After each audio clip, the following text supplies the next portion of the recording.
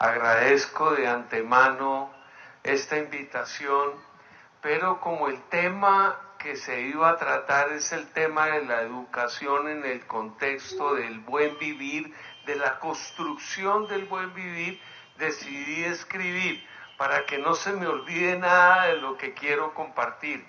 Y es que nosotros en la Universidad Autónoma de la Ciudad de México, de donde provengo, hemos venido desarrollando un diplomado cada año, mejorándolo, cualificándolo, hasta que el encuentro sistemático y comprometido de parte y parte con el movimiento urbano popular de la Ciudad de México nos ha llevado a la depuración de este proyecto que es construir saber entre la universidad y el movimiento popular para el buen vivir. Entonces estamos empatados. Ahora con lo que inicio ahora es, coincidimos mucho con el sentido de la invitación que hacen, de la convocatoria que hacen para este encuentro y para este seminario. Pero lo que me impacta enormemente es que el Programa Nacional Alternativo de Educación y Cultura, el PANAEC, está hablando de lo mismo, con algunas pequeños agregados de parte nuestra, y entonces quizás ese sea al final del día nuestro único aporte. Pero quiero entonces leerlo y comentarlo con ustedes. Coincidimos plenamente con las consideraciones que nos convocan a este 16 curso taller del educador popular y el 8º seminario internacional de la Red de Investigadores y Organizaciones Sociales de América Latina. Primero, acerca de la crisis sistémica del capitalismo, en particular del sector financiero, que mantuvo su dominación preponderantemente sobre cualquier otra forma de acumulación, manteniéndose a flote, haciendo uso de todas las formas extremas de la acumulación originaria de capital, que conlleva y trae consigo las lógicas del capitalismo criminal, del terrorismo, de la destrucción humana y ambiental. Y por supuesto coincidimos con la creciente y desesperada pérdida de la hegemonía mundial de los Estados Unidos, que arrastra a la Unión Europea y la obliga a una decadencia compartida y a un derrumbe propio y sin salida en medio de contradicciones intercapitalistas que aceleran las posibilidades de una nueva guerra mundial como único medio para paliar la crisis moral, ideológica, económica y militar que comparte con el hegemón mayor, en un hundimiento estructural y definitivo frente a una Rusia que se empodera en lo militar y una China que no cesa de avanzar en un reposicionamiento geoestratégico que interconecta como nunca antes a Euroasia bajo la batuta de los asiáticos, sin dejar de crecer en influencia y amarres territoriales entre estos dos bloques continentales, más allá de cualquier tratado de libre comercio. Es en este contexto que Estados Unidos intenta mantener su dominio sobre América Latina, apoyándose en viejas y nuevas formas de intervención político-militar y jurídica. Es por esto que intenta quebrar las voluntades populares, militares y los gobiernos de Cuba y Venezuela.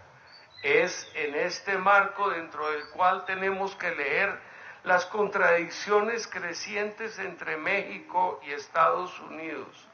En un contexto de crisis profunda en lo económico, pero quizás de mayor envergadura en lo político, es que se vuelve a convertir el populismo en una mezcla explosiva con los proyectos de intervencionismo de derecha.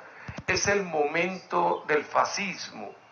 Sumar votos sobre la base del aplastamiento migratorio contra inmensas capas sociales no es solo ignominioso, es el fascismo representado en la creciente construcción de inmensos campos de concentración para expulsar, para contener, para expoliar, para crear terror. Este es el peligro mayor que enfrentamos en nuestros días. Ellos no dudan en producir las masacres más espantosas o las cifras de desaparición forzada más altas de la historia humana con tal de mantener su dominio y su acumulación. Toda forma de humanismo, de protección a los derechos humanos, de comunicación sobre lo que ocurre, de dirigencia construida sobre la demanda social es pulverizada, pero no son tan poderosos como para lograrlo de tajo. Hay muchas formas de contención y de resistencias que están activadas y funcionando. Tenemos que aprender de ellas y generalizarlas aún más. Merece especial atención el tema ambiental, que es mucho más que el cambio climático, como si este ya no fuera suficientemente desastroso. El sargazo que invade las playas en Quintana Roo es un concomitante del resultado del calentamiento del mar y del consecuente cambio de las corrientes marinas. Es evidente el descongelamiento de los polos que se corresponde con el descongelamiento de los glaciares. Crecen los ríos por momentos antes de terminar secándose del todo. Y la fractura hídrica, así como la minería a cielo abierto, agotan todas las fuentes de agua dulce que terminará envenenada y sin uso posible para la vida. Las especies desaparecen con los días. La floresta deja de ser diversa para convertirse en monocultivos o simplemente desaparecer del todo. Estos temas tienen que aparecer como temas centrales en todos nuestros currículums educativos, que si nos levantamos mundialmente, como necesitamos hacerlo para parar este sistema de muerte, es porque todos, comenzando por las más jóvenes, pararemos una y otra vez para cerrarle el camino a la muerte y a la destrucción. Greta Thunberg, esa niña sueca, autista, la primera en el mundo que organiza para paralizar las escuelas si no se hace nada al respecto, es alguien que nos está enseñando a todos los maestros el camino que debemos recorrer en el futuro inmediato. Es un grito para las próximas generaciones que lleguen a tener una oportunidad para el buen vivir. Nuestros niños y muchachos tienen que coordinarse y aprendiendo con las luchas mundiales. Tenemos que sumar y crecer en la solidaridad humana por la vida. Coincidimos también sobre la oportunidad histórica que tiene este México de hoy, en esta ocasión histórica, para detener el uso y el abuso del modelo neoliberal, detener la corrupción que acompaña orgánicamente este modelo, con sus actores principales desde el Estado. Es una tarea digna de denominarse transformadora. Sin lugar a dudas lo es. Esperamos que la justicia comience a operar también de acorde con lo que proyecta la Cuarta Transformación, que los dañados, que los corruptos que se han enriquecido con los recursos del pueblo en forma encadenada vayan cayendo uno a uno para que se haga justicia con ellos, como también esperamos que esa justicia se cumpla con los padres de los 43 alumnos de Ayotzinapa y todos los familiares de los desaparecidos, que haya justicia para las madres y hermanas de las mujeres asesinadas, que haya justicia para los ejecutados, que el gobierno haga presencia donde impera la vulnerabilidad, la tortura y el terror, que los sindicatos, comenzando por el de los maestros y educadores en este país, se fortalezcan en democracia. Estas son nuestras esperanzas compartidas. Pero tenemos que analizar qué pasó con la amenaza del incremento arancelario de Trump a México para imponer su muro desde el territorio mexicano. El resultado es que México comenzó a militarizar la frontera sur, que en la vía de los hechos México le está resolviendo un gigantesco problema de pobreza y migración que Estados Unidos creó con su modelo neoliberal y con el dominio generado a partir de golpes de Estado y formas represivas soterradas contra los pueblos de Centroamérica y del mundo. AMLO no podía responder con una retaliación arancelaria equivalente ni proporcional. Las mayores importaciones de México desde Estados Unidos, con una balanza cada vez más favorable para ellos, son de comida, medicinas y gasolinas. Gravar estos productos es afectar directa e indirectamente la canasta familiar de los mexicanos. Sería contra nuestro pueblo aplicar tales aranceles. México llegó a la autosuficiencia alimentaria en el pasado. Los mecanismos para alcanzarla tienen que ser otros a los que entonces implementara el otro López. No es con la revolución verde, ni con la gran pesca, ni con más ganadería que se puede repetir ese momento. Es urgente que nuestros niños desde las escuelas aprendan de otra forma nutricional, una que sí alimente y que no nos siga conduciendo al colapso del sistema de salud por una diabetes a la que nuestra población es genéticamente propensa. Esto es parte de un proyecto educativo de nación. Hay que sacar las bebidas azucaradas y los bimbos de las escuelas.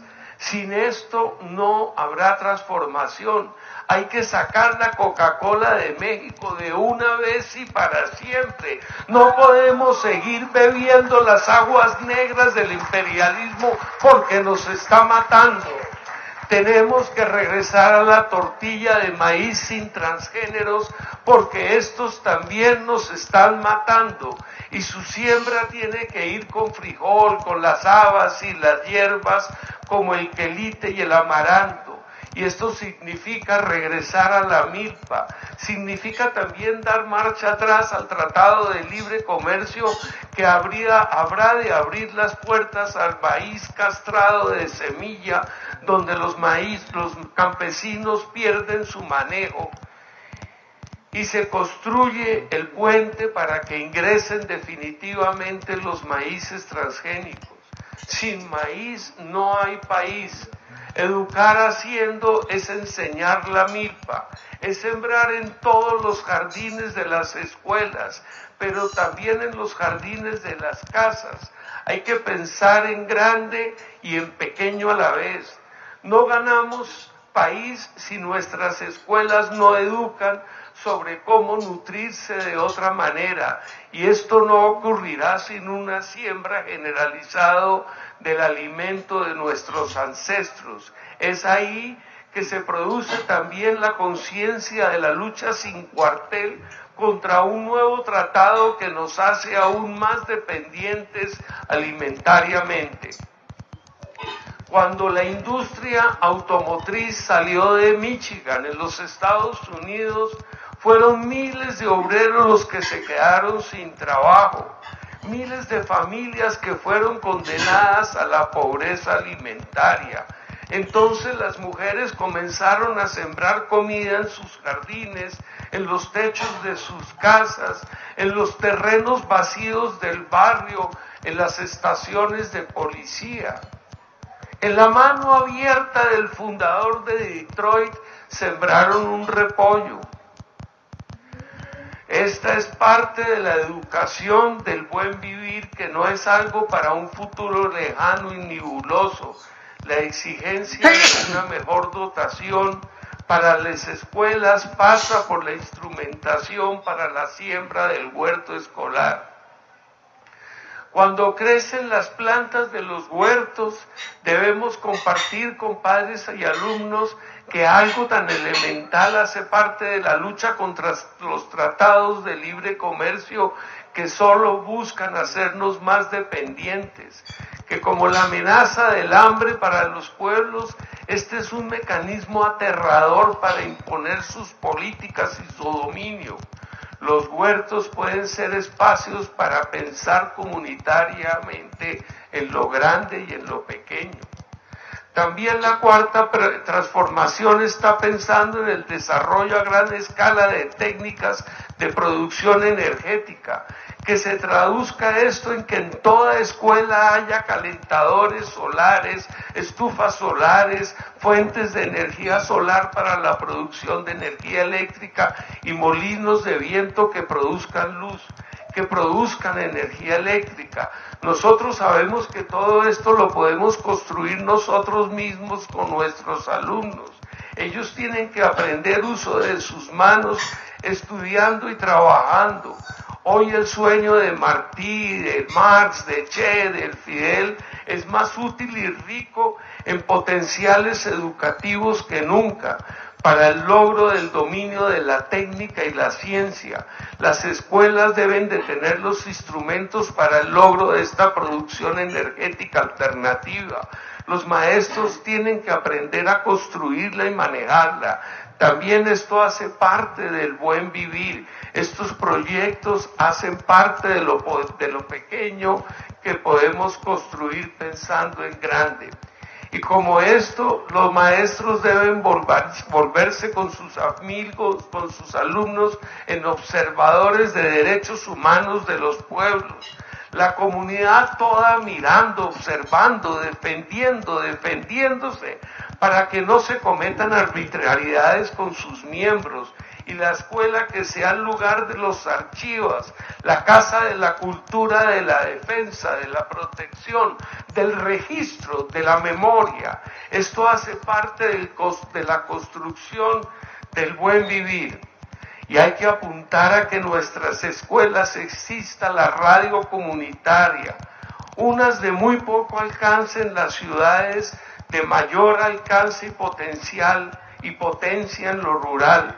Los alumnos y maestros son los comunicadores por excelencia del futuro, de la comunicación alternativa, la que practican haciendo carteles, periódicos, murales, periódicos comunitarios, intercambiando noticias entre las escuelas con otras comunidades. Comunicar para educar, educar comunicando. Es el tiempo para interconectarnos desde el fondo de nuestras vidas y nuestros proyectos. Sin eso no tenemos cómo construir buen vivir, ni cómo defender ni defendernos. Es para esto que sirve la comunicación del buen vivir. Y de lo que vamos a comunicar es de los derechos humanos de los pueblos, de sus luchas, de lo que aprendemos de las luchas de otros pueblos. Esta es la mirada y las ideas fuerzas con las que construimos saber para el buen vivir como parte de las tareas de la Universidad Pública del siglo XXI que nos propuso Boaventura de Sousa Santo y que lo estamos ensayando en la Universidad Autónoma de la Ciudad de México. Hoy estamos trabajando y experimentando con el Movimiento Urbano Popular de la ciudad y con COPEVI, adicionando saberes de la construcción de vivienda popular y haciendo uso de tecnologías apropiadas en ese campo. También esto hace parte del buen vivir. y todo el tiempo trabajamos con la metodología de la participación y activa y liberadora de Paulo Freire, reconociendo el saber de los colectivos que asisten al curso, es decir, reconociendo toda una epistemología que nace desde el sur y que ahora emerge con fuerza, razón y sentido en esta propuesta de las comunidades indígenas de América del Sur, Centroamérica y México, y que llenan los contenidos de los campos en los que debemos formarnos en el camino de la liberación integral. Las asambleas del mandar obedeciendo desde abajo, desde la izquierda, podrán funcionar mejor con una educación que nos retorne a la comunidad, al intercambio de saberes y materialidades por fuera del valor de cambio. Es el tiempo para experimentar y fortalecer los tequios, las manos vueltas, las faenas comunitarias, las mingas.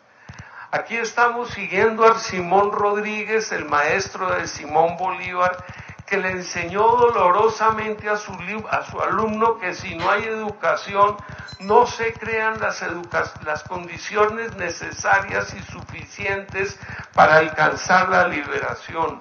Los amigos y libertarios de su tiempo creyeron que había que lanzarse a la lucha armada contra los españoles y que esta misma acción despertaría la conciencia de los pueblos. Y Rodríguez les contestó que el pueblo aún no estaba preparado para llegar a esa lucha.